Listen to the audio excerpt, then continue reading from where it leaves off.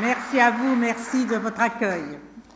Madame la Présidente, chère Mariam Rajavi, Mesdames les ministres, Mesdames les Présidentes, Mesdames et Messieurs et surtout, chers amis, c'est toujours un grand plaisir de vous retrouver et de vous retrouver une fois de plus pour cette Journée internationale de la femme.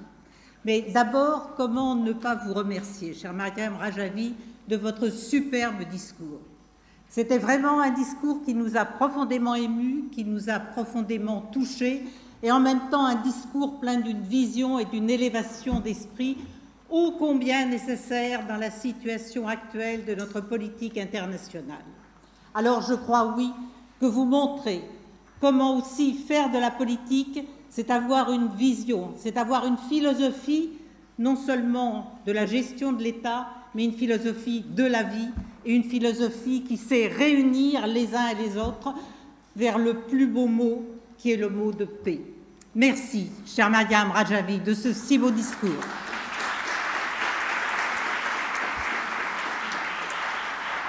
Mesdames et messieurs, oui, cette journée de la femme, nous aimerions qu'elle soit là finalement tous les jours.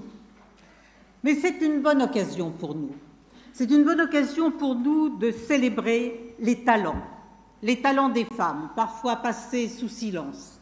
Des talents que je vois ici, parmi vous, mesdames, qui, à travers des fonctions les plus diverses, avons montré à chaque fois cette hauteur de vue, cette volonté d'agir qui nous guide les unes et les autres lorsqu'on nous confie des responsabilités.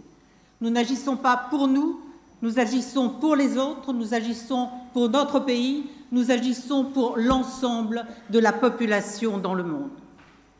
Cette journée internationale de la femme, c'est aussi une journée des droits des femmes et l'occasion pour nous qui, mesdames, avons la chance finalement de vivre dans un pays, de vivre dans des pays et de vivre dans des circonstances où nous pouvons nous exprimer, où nous pouvons dire ce que nous pensons, où nous bénéficions de la liberté. C'est une occasion de dire notre solidarité avec celles qui n'ont pas la même chance que nous.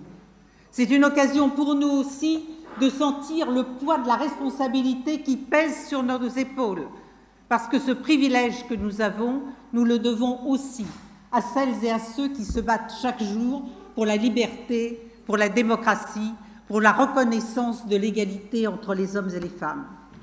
Alors cette journée internationale des femmes, c'est aussi une journée de l'action.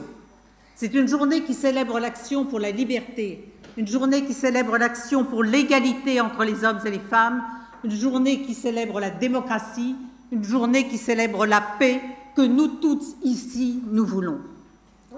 Et cette action, ce combat nécessaire chaque jour, c'est aussi le vôtre, chère Mariam Rajavi, celui que vous menez depuis des années, celui que vous menez tous les jours, avec quel talent, avec quelle détermination, avec quelle volonté de passer au-delà de toutes les difficultés, parce que vous savez qu'il n'y a pas de plus beau message, vous savez qu'il n'y a pas de plus belle action que celle qui nous dépasse, qui dépasse chacune de nos petites personnes, mais qui nous permet de nous mettre au service de toutes celles et de tous ceux qui en ont besoin dans le monde.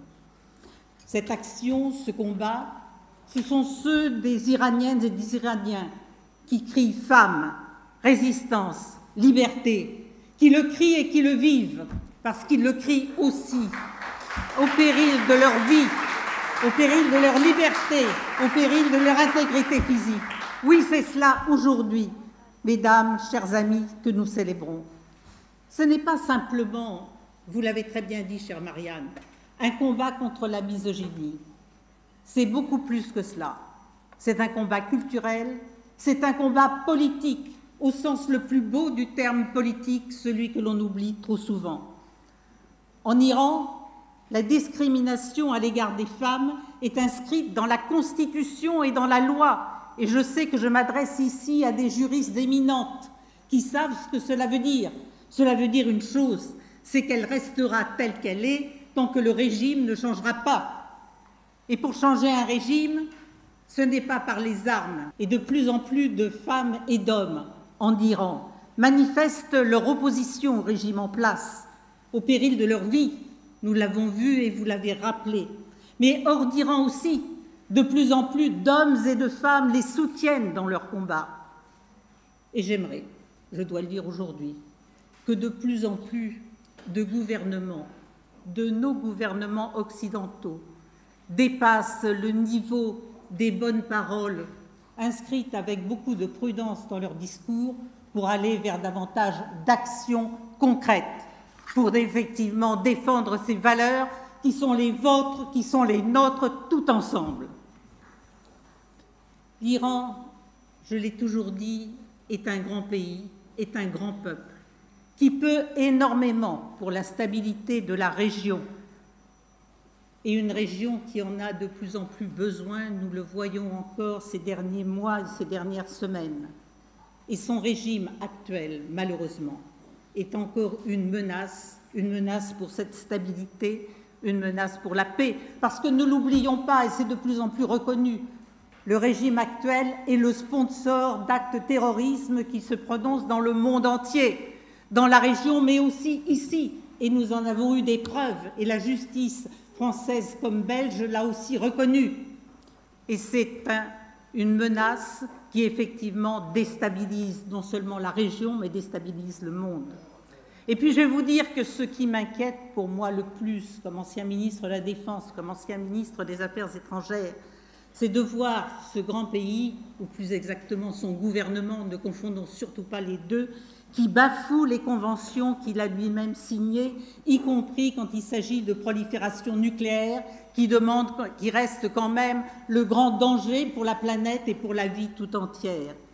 Il crée aujourd'hui des stocks d'uranium enrichi qui sont 30 fois supérieurs à la limite autorisée. Ce n'est pas moi qui le dis, ce n'est pas l'opposition qui le dit, c'est l'Agence internationale de l'énergie atomique. 30 fois supérieur. Et on va nous expliquer qu'il n'y a aucune préoccupation militaire en agissant de cette façon. C'est absolument impossible. Nous voyons donc bien aujourd'hui qu'il est important d'agir. Le président de la République française lui-même a qualifié le régime actuel de principal défi stratégique et sécuritaire dans le monde. Le retour vers la stabilité, le retour vers la paix, le retour vers une perspective d'avenir meilleure et plus sûre passe certainement par un changement de régime. Mais disons-le tout de suite, et je tiens à le dire dans le contexte actuel, ce changement ne peut venir que de l'intérieur lui-même. Il ne peut venir que des Iraniennes et des Iraniens. Il ne peut venir que de celles et de ceux qui croient réellement en la liberté, en la démocratie, dans la séparation de la religion et de l'État, dans l'égalité entre les hommes et les femmes et dans la non-prolifération nucléaire, dans la protection des minorités, qu'elles soient religieuses ou ethniques.